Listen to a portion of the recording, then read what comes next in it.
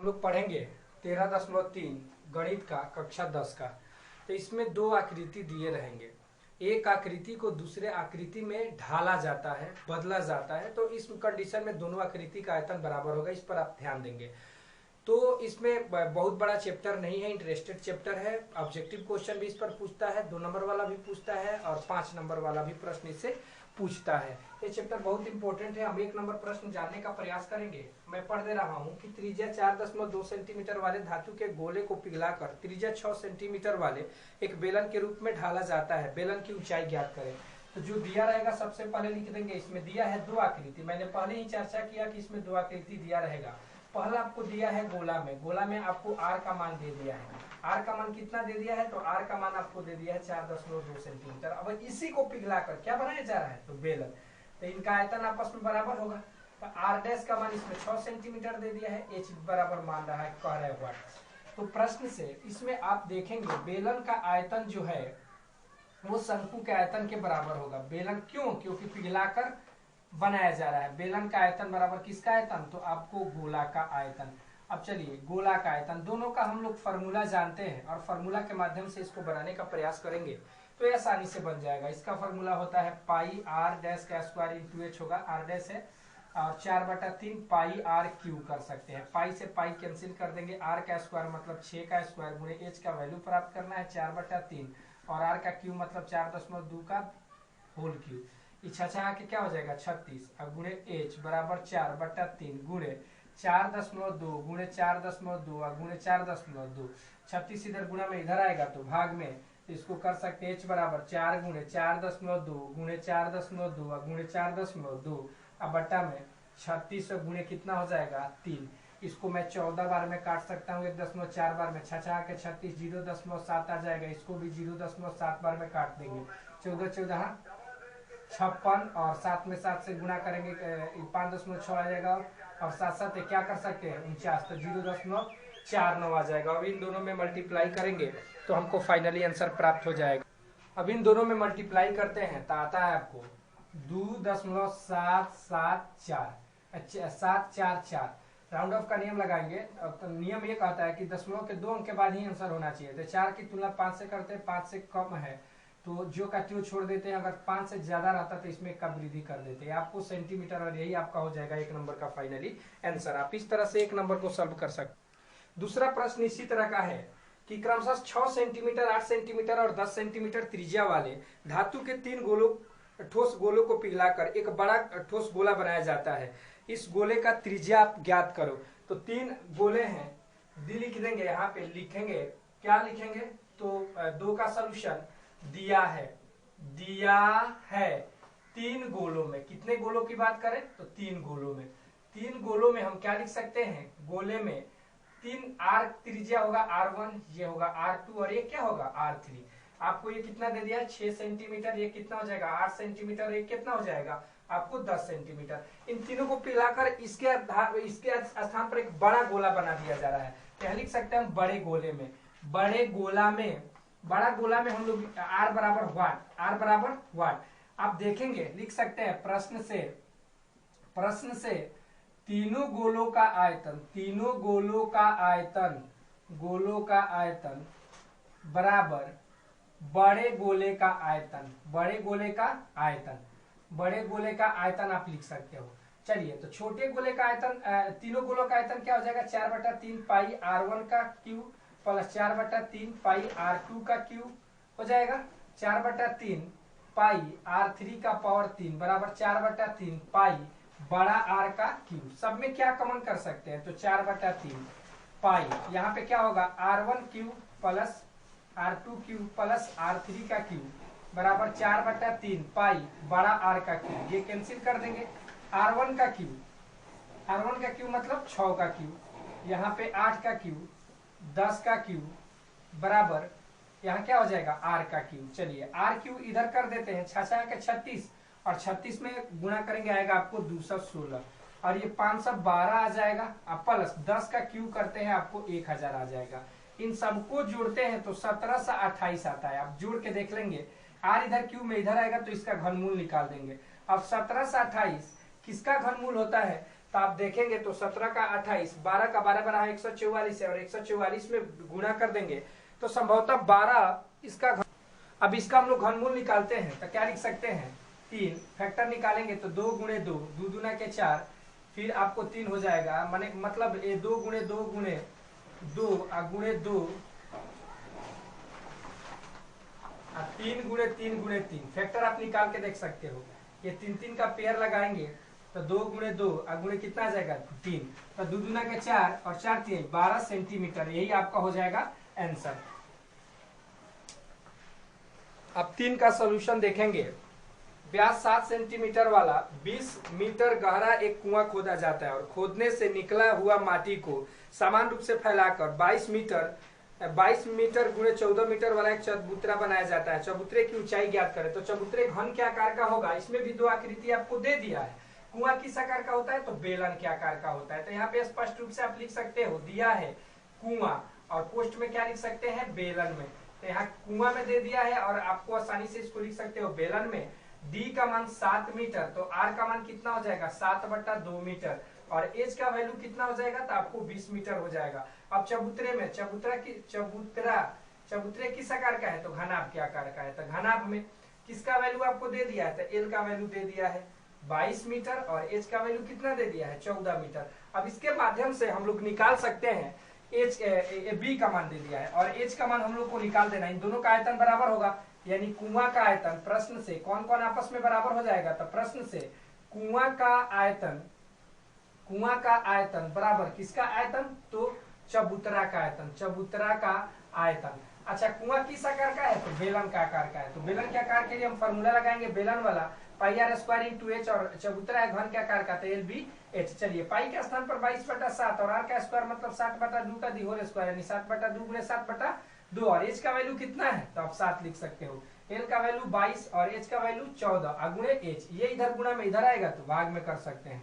तो 22 गुणे 7 गुणे 7, एच का मान यहाँ पे 20 रखेंगे हम। एच का मान कितना है 20, 7 गुणे 7 गुणे कितना हो जाएगा 20, बट्टा में 7 गुणे 2 दूना के 4 और नीचे आ जाएगा 22 गुणे कितना हो जाएगा 14।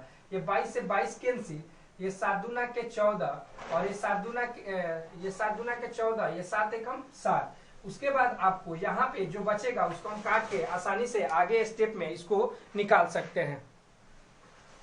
चलिए इसको और हम आगे काट देते हैं। 5 के 20, ये 5 बटा कितना आ जाएगा 2, 5 में 2 से भाग देंगे 2.5 से 5 मीटर इसका हाइट हो जाएगा चबूतरे का। इस तरह से चबूतरे की जो ऊंचाई है, इसलिए चबूतरा की ऊंचाई कितनी हो जाएगी तो आप स्पष्ट रूप से बता सकते हो 2.5 मीटर। प्रश्न पढ़ेंगे हम लोग 4। व्यास 3 मीटर का एक कुआं 14 मीटर की गहराई तक खोदा जाता है। इसके चारों ओर मिट्टी को कुएं के चारों ओर 4 मीटर चौड़ा एक वलय बनाते हुए समान रूप से फैला दिया जाता है। फैला कर एक बांध बनाया जाता है। बांध की ऊंचाई ज्ञात करें। तो ये मान लेते हैं कुआं है और इस कुआं में इसकी जो त्रिज्या आपको दे दिया है, आप देखेंगे तो इसका व्यास दे दिया है 3 मीटर, ये टोटल 3 मीटर है, और ऊंचाई इसकी कितना दे दिया है 14 मीटर। और इसी के चारों तरफ इस माटी को फैलाया जा रहा है बलय के रूप में। किसके रूप में तो बलय के रूप में। तो बलय के रूप में आपको इस माटी को फैला दिया जा रहा है इसके चारों तरफ, इस कुआं के चारों तरफ। तो वो कह रहा है कि अब इसकी ऊंचाई क्या होगा। मान लेते हैं इसको एच डैश मान लेते हैं। तो पहले लिखेंगे दिया है किस चीज की बात करेंगे तो कुआं में। कुआं किस आकार का होगा तो बेलन के आकार का होगा। लिख सकते हैं कुआं, अकोष्ठ में क्या लिखेंगे बेलन में। इसका वैल्यू आपको दे दिया है तो डी का मान दे दिया है 3 मीटर। आर का वैल्यू निकालेंगे तो कितना आ जाएगा 3/2 मीटर। एच का वैल्यू कितना दिया है 14 मीटर। अब आप लिख सकते हैं वलय में। वलय में दो चीज, एक आंतरिक व्यास, आंतरिक व्यास तो यही होगा आर बराबर 3/2 मीटर, और इसको चारों तरफ कितना चौड़ा मीटर वलय बनाया जा रहा है तो 4 मीटर। तो ये इसको आप 1.5 मीटर लिख सकते हो, और बड़ा आर का मान निकालना होगा तो 4 जोड़ देंगे 1 कितना लिख देंगे 5.5 मीटर। अब हम क्या निकाल सकते हैं, इसमें किसका आयतन बराबर होगा तो बेलन का आयतन बराबर किसका आयतन तो वलय का आयतन। अब इसके हिसाब से हम आगे बनाने का प्रयास करेंगे। ये पाई आर स्क्वायर इंटू एच, ये क्या होगा पाई आर और पाई एच डैश इंटू आर का स्क्वायर माइनस छोटा आर का स्क्वायर। चलिए पाई से पाई कैंसिल, आर का स्क्वायर मतलब किसका स्क्वायर कर देंगे 1.5 का दी होल स्क्वायर गुणे एच। एच डैश का वैल्यू कितना है तो एच डैश का वैल्यू निकालना है। आर का स्क्वायर बड़ा आर का स्क्वायर मतलब एक बार इसको जोड़ देते हैं, आर का स्क्वायर माइनस माने बड़ा आर का स्क्वायर माइनस छोटा आर का स्क्वायर माने ए का स्क्वायर माइनस बी का स्क्वायर, एक बार जोड़ देते हैं और एक बार क्या कर देते हैं घटा देते हैं। आप लोग फॉर्मूला ऑलरेडी जानते हो, 1.5 गुणे 1.5 गुणे क्या हो जाएगा, एच का मान इसमें आपको दे दिया, एच का मान दे दिया आपको 14, यहाँ हम लोग 14 लिखेंगे, फिर एच डैश लिखेंगे आर, आर का वैल्यू कितना दिया है आपको, तो बड़ा आर का मान आया है 5.5 और छोटा आर का मान 1.5 और बड़ा आर का मान 5.5 और छोटा आर का मान 1.5। अब इसको कैलकुलेट कर देंगे, 1.5 गुणे 1.5 गुणे कितना हो जाएगा 14 अब बराबर एच डैश, इसको जोड़ेंगे 5.5 में 1.5 जोड़ते हैं तो 7 आ जाता है और इसको घटाएंगे तो कितना आएगा 3, ये इधर गुणा में इधर आ जाएगा तो किसमें हो जाएगा, इसको अगर हम इधर गुणा में इधर आ जाएगा तो भाग में हो जाएगा, यानी 1.5 गुणे 1.5 गुणे क्या हो जाएगा 7 गुणे 3 हो सकता है। अब 3 नहीं, यहाँ पे 4 आएगा, आपको 4 आ जाएगा तो यहाँ पे हम 4 लिख सकते हैं, गुणे कितना हो जाएगा 14, 7 दूना के 14, ये 2 दूना के 4, 15 में 15 से गुणा करेंगे 2.25 आएगा, बटा कितना होगा 2, 2 से भाग देंगे 2 एकम 2, फिर 2 एकम 2, 2 दूना के 4, 5 दूना के 10, यानी 1.125 मीटर ये वलय का ऊंचाई हो जाएगा। किसकी ऊंचाई हो जाएगा, वलय का ऊंचाई कितना आप निकाल सकते हो तो 1.125। नेक्स्ट क्वेश्चन नंबर 5, ये बहुत बेहतरीन क्वेश्चन है। ये क्वेश्चन ये कह रहा है कि व्यास 12 सेंटीमीटर और ऊंचाई 15 सेंटीमीटर वाले एक शंकु वृत्तीय बेलन के आकार का बर्तन आइसक्रीम से भरा हुआ है। इस आइसक्रीम को एक बेलनाकार बर्तन है, ये इसमें आइसक्रीम भरा हुआ है। आपको स्पष्ट रूप से बता देते हैं कि इसमें आइसक्रीम टोटली भरा हुआ है और इसका व्यास जो दे दिया है ये 12 सेंटीमीटर, ये 12 मीटर दे दिया है, सेंटीमीटर दिया और ऊंचाई कितना है 15 सेंटीमीटर। इसमें छोटे छोटे आइसक्रीम को भरा जाता है जिसका ऊपरी सिरा किस आकार का है, गोले का आकार है। कितने आइसक्रीमों में भरा जाएगा तो इसका आयतन निकाल के और इसका आयतन निकाल के भाग दे देंगे तो आइसक्रीमों की संख्या निकल जाएगा। इसमें आपको व्यास दे दिया है, कितना आपको व्यास दे दिया है तो आइसक्रीम का जो व्यास दिया है 6 मीटर दे दिया, 6 मीटर दे दिया और इसकी जो ऊंचाई है इस आइसक्रीम को 12 सेंटीमीटर और व्यास 6 सेंटीमीटर और शंकु से भरा जा रहा है जिसकी ऊपरी सिरा क्या है अर्धगोला है, तो इस शंकु ई कितना आपको हो जाएगा 12 सेंटीमीटर। तो हम लोग इसको बनाने का प्रयास करेंगे। सबसे पहले लिखेंगे बेलन की, बेलन दिया है, यहाँ पे हम बात कर लेते हैं, दिया है किसकी बात कर लेंगे तो बेलन का। तो बेलन में किस चीज का वैल्यू दे दिया है आपको तो एच का वैल्यू दे दिया है 15 मीटर, आर का मान दे दिया है 12 मीटर, तो डी का मान दे दिया है तो एच का स्मॉल आर का मान आप निकाल सकते हो, 2 से भाग दे देंगे तो 6 दूना के 12 सेंटीमीटर, सारे सेंटीमीटर्स में है तो आप इस पर भी ध्यान देंगे।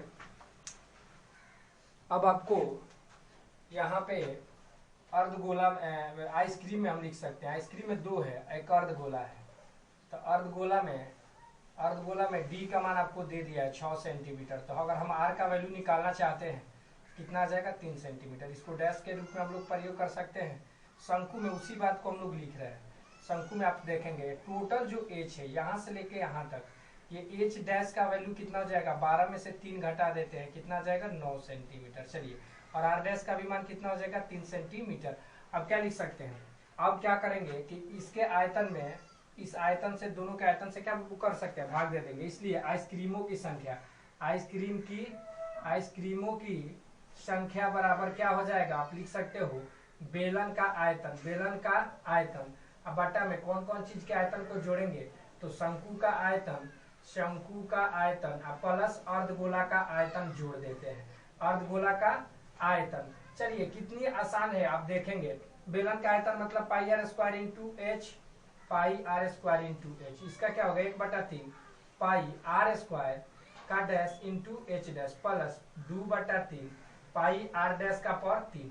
इन सब में हम 1/3 कॉमन करेंगे तो 3 चला जाएगा ऊपर, 3 पाई आर स्क्वायर इंटू एच अब बटा पाई, और इन दोनों में कॉमन कर लेते हैं आर डैश का स्क्वायर तो एच डैश प्लस आर बच जाता है। ये पाई से पाई को हम लोग कैंसिल कर देंगे और 3 गुणे आर का स्क्वायर आप देखेंगे तो आर का स्क्वायर यहाँ कितना है 6 का स्क्वायर और गुणे एच का वैल्यू कितना है आपको 15 है। यहाँ पे क्या लिख सकते हैं आर डैश का स्क्वायर, तो आर डैश का स्क्वायर कितना है 3 और एच डैश का मान 9, यहाँ 3 कर देंगे, ये 3 का स्क्वायर कर देते हैं तो यहाँ 3 गुणे 6 और गुणे कितना हो जाएगा आपको 15 और ये 3 3 के 9, माने 3 गुणे 3 ये भी हो जाएगा। और नीचे में कितना हो जाएगा 12। अब इसको काट सकते हैं हम लोग, 4 तिहाई 12, 3 दूना के 6, 3 दूना के 6, और ये 2 दूना के 4, फिर ये 2 दूना के 4, तो केवल क्या बच जाएगा 15। तो आइसक्रीमों की कुल संख्या कितनी हो जाएगी 15। तो इस तरह से आप इस क्वेश्चन को भी सॉल्व कर सकते हो।